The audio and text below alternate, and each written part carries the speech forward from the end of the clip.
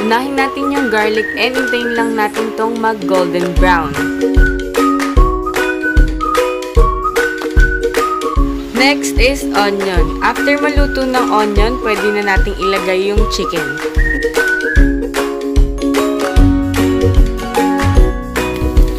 Next is chicken. Kailangan nating sangkutsain yung manok para mas masarap yung maging lasa ng chicken curry natin.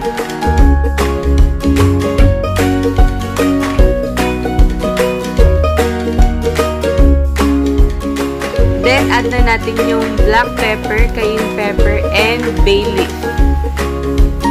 Add na rin natin yung 1.5 tablespoon of curry powder. After nun, haluin lang and kailangan natin maluto yung curry powder para mas masarap. Then, add 1 cup of fresh coconut milk.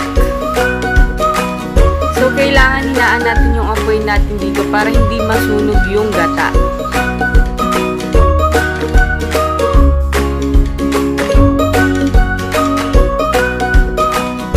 So, kailangan maya natin siyang hahaluin para hindi masunog yung gata.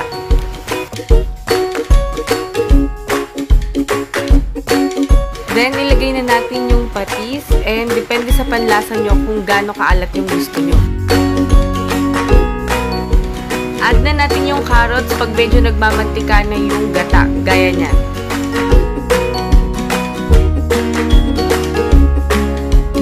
And yung patatas.